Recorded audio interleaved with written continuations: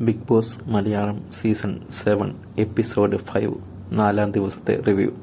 സംഭവബഹുലമായ ദിവസമായിരുന്നു ഹൗസിൽ ഇന്ന്. രേണുവിൻ്റെ വുമൻ കാർഡ് ബാഡ്ജ് കിട്ടാനുള്ള വാഗ്വാദം, വീക്കിലി ടാസ്ക് തുടങ്ങിയവ അതിച്ചിലത് മാത്രം.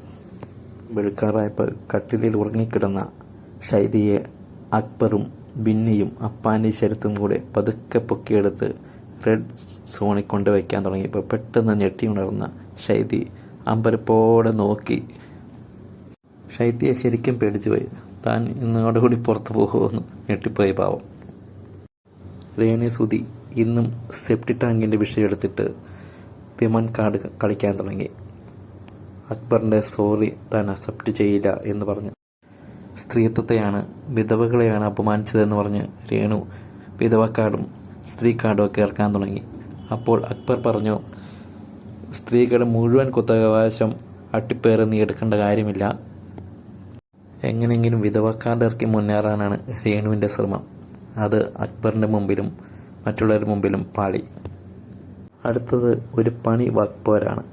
ബാധിച്ചുള്ളവരും ഇല്ലാത്തവരുമായി സംവാദം. അത് ജിസേൽ നവീനുമായിട്ട് സംവാദം നടത്തി, ആര്യൻ ഉണയിലുമായിട്ട് സംവാദം നടത്തി, ആദില നൂറ സരിക്കുമായിട്ട് സംവാദം നടത്തി. ഇതിൽ വിജയിച്ചത് നവീനാണ്. ജിസൈലിനെ തോൽപ്പിച്ച് നവീൻ വിജയിച്ചു, ഒണിയനെ തോൽപ്പിച്ച് ആര്യൻ വിജയിച്ചു, ആദില നൂറയും ആണ് വിജയിച്ചത് സരികിനെ തോൽപ്പിച്ചത്. ഇതുമൂലം ജിസൈലിൻ്റെ വസ്ത്രങ്ങളെല്ലാം തിരിച്ചു കൊടുക്കാൻ ബിഗ് ബോസ് പറഞ്ഞു. ആര്യനും ആദില നൂറയ്ക്കും ഓൾറെഡി വസ്ത്രങ്ങളുള്ളതുകൊണ്ട് കുഴപ്പമില്ല, അവർക്കതുണ്ട്. ബാക്കിയുള്ളവർ പഴയതുപോലെ തന്നെ യൂണിഫോം ധരിക്കുക. ജിസൈലിന് തൻ്റെ വസ്ത്രങ്ങൾ പോയതിൽ ഭയങ്കര വിഷമം. പക്ഷേ ഇയാൾക്ക് ഭയങ്കര സന്തോഷം. നവീന് എൻ്റെ വസ്ത്രങ്ങൾ വരുവാന്ന് പറഞ്ഞാൽ നോക്കി നിൽക്കുക അയാൾ. വീക്കിലി ടാസ്കിൽ കഴിഞ്ഞ ദിവസം ഷാനവാസിന് ഗോൾഡ് കോയിൻ കിട്ടിയിട്ടുണ്ടായിരുന്നു. അപ്പോൾ ഒരു പാർട്ണറെ തിരഞ്ഞെടുക്കാൻ ഷാനവാസിനോട് പറഞ്ഞു. ഷാനവാസ് തിരഞ്ഞെടുത്തത് ആര്യനെ ആയിരുന്നു. പക്ഷേ ടാസ്കിൽ പോയപ്പോൾ ആര്യന് ഗോൾഡ് കോയിൻ സ്വന്തമാക്കാൻ കഴിഞ്ഞില്ല. അതുകൊണ്ട് ഷാനവാസിൻ്റെ പവർ നഷ്ടപ്പെട്ടു. ടാസ്കിൽ ഏറ്റവും കൂടുതൽ കോയിൻ ലഭിച്ച അക്ബറിൻ്റെ മുമ്പിൽ ഗോൾഡ് കോയിനും പിന്നെ ഒരു ഡെസ്റ്റിനി എന്ന കോയിനും കൊണ്ടുവച്ചു. ഇതിൽ ഏതാണ് ഇഷ്ടമുള്ളത് സെലക്ട് ചെയ്യാൻ പറഞ്ഞു. ഇഷ്ടമില്ലാത്തത് അഭിലാഷിന് കൊടുക്കാൻ പറഞ്ഞു. അഭിലാഷല്ല, അഭിശ്രീക്ക് കൊടുക്കാൻ പറഞ്ഞു. അപ്പോൾ ഇയാൾ ചിന്തിച്ചിട്ട്, അക്ബർ വിദഗ്ധമായി ചിന്തിച്ചിട്ട് തലേദിവസം ഗോൾഡ് കോയിൻ ഒരു പണി കിട്ടിയില്ല. അതുകൊണ്ട് ഡെസ്റ്റിനിയുള്ള കോയിൻ എടുത്തു, ഗോൾഡ് കോയിൻ അഭിശ്രീക്ക് കൊടുത്തു. ഡെസ്റ്റിനിക്ക് ഒരു പവറുണ്ട്. അത് വെച്ച് പുറത്തുനിന്നുള്ള ഒരാളെ അകത്താക്കി അകത്തുനിന്നുള്ള ഒരാളെ പുറത്താക്കാൻ കഴിയും എന്ന് ബിഗ് ബോസ് പറഞ്ഞു.